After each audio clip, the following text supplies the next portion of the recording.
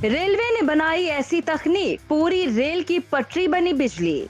अब अरब देश अपने पेट्रोल डीजल में लगाएंगे डुबकी। अब अरब देशों की बजने वाली है बैंड। रेलवे में निकला तुर्की का भी बाप। रेलवे की इस तकनीक को देखकर हिल गया पूरा जापान। दोस्तों, भारतीय रेलवे हर दिन रेलवे सेक्टर में अपनी कामयाबी के झंडे गाड़ रहा है। सस्ता और एडवांस टेक्नोलॉजी बेस्ड ट्रेन बनाकर रेलवे की दुनिया का बादशाह बन गया है। जहां एक ओर इसरो स्पेस में अपना तहलका मचा रहा है, वहीं दूसरी ओर जमीन पर रेलवे ने भूचाल ला दिया है। रेलवे के इस बढ़ते कदम को देखकर चीन, रूस, अमेरिका और जापान के होश उड़ गए हैं। भारतीय रेलवे ने इसरो को पीछे छोड़ ऐसी तकनीक विकसित कर डाली है कि पूरी की पूरी रेल की पटरी बिजली पैदा करेगी। भारत की इस तकनीक को देखकर अरब देशों के पैरों तले जमीन खिसक गई है। जापान भी हैरान है। एलन मस्क की तो बात ही मत पूछिए। यानी भारत की इस दुर्लभ तकनीक ने पूरी दुनिया में बवंडर ला दिया है। भारत की दुर्लभ तकनीक महंगाई की भी कमर तोड़ेगी। रेलवे ने जो यह कदम उठाया है, इससे रेलवे का पूरा नक्शा ही बदल जाएगा। सबसे खुशी की बात तो ये है कि भारत ने ऐसा करके पूरी दुनिया में अपना नया कीर्तिमान स्थापित कर दिया है। अब एनर्जी सेक्टर में नई क्रांति आ जाएगी। हमारे भारत की किस्मत ही चमक जाएगी। प्रदूषण को लेकर वैचारिक स्तर पर जो चिंता का विषय बना हुआ है, उससे मुक्ति मिल जाएगी। यानी हमारी धरती को पुनर्जीवन मिल जाएगा, क्योंकि प्रदूषण इस कदर बढ़ गया है कि हमारी धरती पूरी तरह से घायल हो चुकी है। देखा जाए तो भारत की ताकत इतनी बढ़ गई है कि भारत हर सेक्टर में अपनी कामयाबी का झंडा गाड़ रहा है। चीन, रूस, अमेरिका और जापान की नाक में दम कर दिया है। इन देशों की बादशाही खत्म कर दी है। रूस और अरब देश जो तेल को लेकर इतना उछल रहे थे, उनकी बोलती बंद हो गई है। अब ये देश अपने तेल में डुबकी लगाएंगे। भारत ने साफ साफ मना कर दिया। दोस्तों, इस समय रेलवे अपने फुल फॉर्म में चल रही है। एडवांस से advance technology based high speed train manufacture कर रही है। Vande Bharat train, bullet train, यहाँ तक कि हवा से चलने वाली ट्रेन भारतीय रेलवे की पटरियों पर चलने को तैयार है। लेकिन इसी बीच रेलवे ने एक और कारनामा करके पूरी दुनिया को हैरान कर दिया है। दरअसल दोस्तों, भारतीय रेल ने बिजली पैदा करने की एक नई तकनीक विकसित कर ली है और इस तकनीक की मदद से ऐसी वैसी बिजली जनरेट नहीं होगी, बल्कि स्वच्छ बिजली हमें प्राप्त होगी। जैसा कि आप सबको पता ही होगा कि मोस्टली बिजली पानी और कोयले से जनरेट की जाती है, जो कि काफी महंगी और एनवायरनमेंट के लिए हार्मफुल होती है। इस प्रोसेस में टरबाइन और अल्टरनेटर अहम भूमिका निभाते हैं। टरबाइन की बात करें तो एक लोहे की मोटी शाफ्ट पर बहुत सारे पंखे लगे होते हैं। इन्हें ही टरबाइन कहते हैं। जब इन पंखों से पानी, हवा या गर्म भाप टकराते हैं तो ये पंखे घूमने लग जाते हैं, और जब टरबाइन घूमता है तो इसके साथ के साथ जुड़ी कुंडली भी घूमने लग जाती है और बिजली बनना शुरू हो जाती है। टरबाइन को हाथ से घुमाने पर बिजली नहीं बनेगी, क्योंकि इसे बहुत तेजी से घुमाना पड़ता है। वहीं अगर अल्टरनेटर की बात करें तो बिजली घर में जनरेटर, जिसका काम है मैकेनिकल एनर्जी को इलेक्ट्रिक एनर्जी में बदलने के द्वारा बिजली का उत्पादन किया जाता है। जनरेटर के अंदर के भाग को ही अल्टरनेटर कहा जाता है। इसमें दो शक्तिशाली चुंबक होते हैं और एक चुंबक के मध्य में एक कुंडली होती है, जिस पर तांबे के तार लपेटे हुए होते हैं। बिजली का उत्पादन अल्टरनेट के अंदर ही होता है। लेकिन रेलवे ने जो तकनीक विकसित की है, वो इससे काफी हटकर है। इस तकनीक से हमें स्वच्छ बिजली मिलेगी और तो और काफी सस्ती बिजली पैदा होगी। दरअसल दोस्तों, भारतीय रेलवे ने तुर्की के नक्शे कदम पर आगे पैर बढ़ाया है। भारतीय रेलवे तुर्की का भी बाप बन गया है। दोस्तों, आपको बता दें कि तुर्की में road side mini weld turbine install किए गए हैं। जब व्हीकल रोड पर आते जाते हैं तो उनकी स्पीड से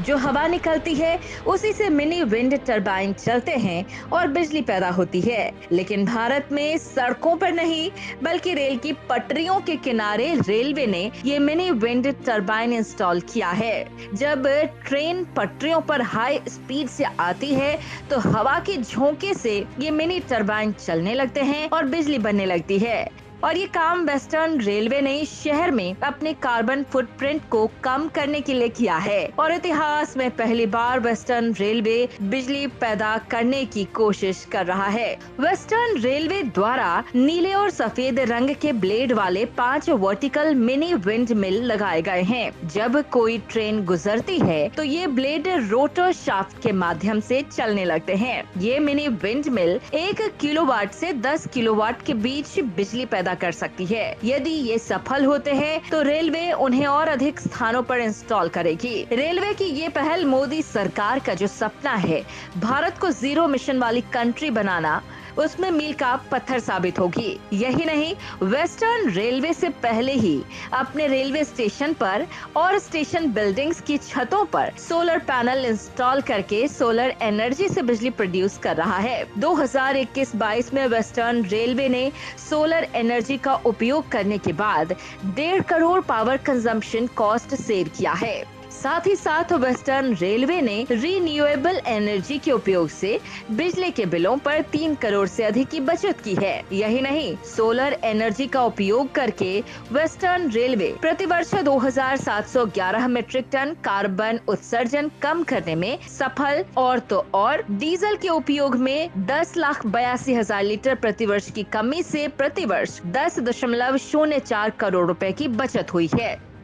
दोस्तों, थोड़ा विंड मिल के बारे में भी जान लेते हैं। तो आपको बता दें कि विंड मिल एक ऐसी मशीन है जिसकी मदद से हवा के द्वारा बिजली पैदा की जाती है। ये मशीन विंड पावर को रोटेशन एनर्जी से फिर इलेक्ट्रिक एनर्जी में बदलती है। विंड मिल हवा की स्पीड का उपयोग करते हुए बिजली प्रोड्यूस करती है। विंड मिल हवा से किस तरह बिजली पैदा करता है, ये विंड मिल के डिजाइन को देखकर आसानी से समझ सकते हैं। विंड मिल के सबसे ऊपरी भाग पर एक बड़ा सा बॉक्स बना होता है। उस बॉक्स में बिजली प्रोड्यूस करने के लिए जरूरी सभी आवश्यक पार्ट्स लगे होते हैं। इसमें सबसे जरूरी ब्लेड्स, जनरेटर, गियर बॉक्स लगे होते हैं। जब हवा चलती है तो विंड टरबाइन के सबसे ऊपरी भाग पर लगे ब्लेड रोटर की मदद से घूमने लगते हैं। ये ब्लेड एक गियर बॉक्स से जुड़े होते हैं। गियर बॉक्स का काम ये होता है कि वो ब्लेड के घूमने की स्पीड को बढ़ा देते हैं। जो गियर बॉक्स ब्लेड की स्पीड बढ़ाता है वो दूसरे सिरे पर जनरेटर से जुड़ा हुआ होता है। ब्लेड की स्पीड बढ़ने की वजह से ये गियर बॉक्स की मदद से जुड़ा हुआ जनरेटर में लगा रोटेटर भी घूमने लगता है। इस तरह आसानी से बिजली पैदा होने लगती है।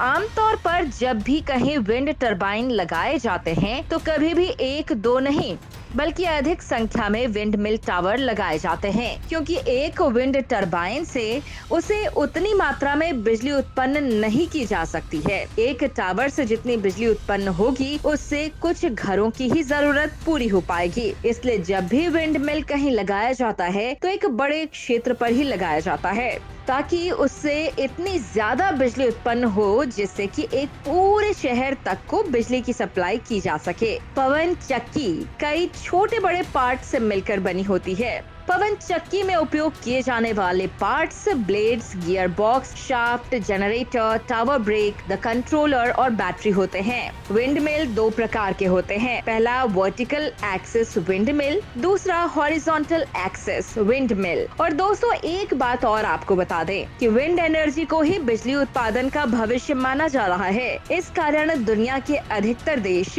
अब हवा से बिजली उत्पादन के क्षेत्र में तेजी से आगे बढ़ रहे हैं। भारत भी इसमें पीछे नहीं। भारत का पहला wind mill power plant 40 kilowatt का था। ये गुजरात के वेरावल नामक स्थान पर लगा था। वर्तमान समय में भारत में काफी संख्या में विंड मिल प्लांट्स लगे हुए हैं। ये काफी अधिक मात्रा में बिजली का उत्पादन करते हैं। आंकड़ों के अनुसार भारत में उत्पादित कुल विंड एनर्जी का 29% अकेले तमिलनाडु में उत्पादन किया जाता है। इसके अलावा गुजरात, महाराष्ट्र, कर्नाटक, राजस्थान, आंध्र प्रदेश, मध्य प्रदेश, तेलंगाना तथा केरल में भी बड़े स्तर पर विंड मिल प्लांट्स लगे हुए हैं। भारत ये लक्ष्य लेकर चल रहा है कि आने वाले वर्षों में भारत की बिजली निर्भरता जैसे कि सोलर एनर्जी और विंड एनर्जी पर करना है। तो दोस्तों, भारत इतिहास रच रहा है। भारत के बढ़ते कदम पर हमें गर्व करना चाहिए। जय हिंद, जय भारत।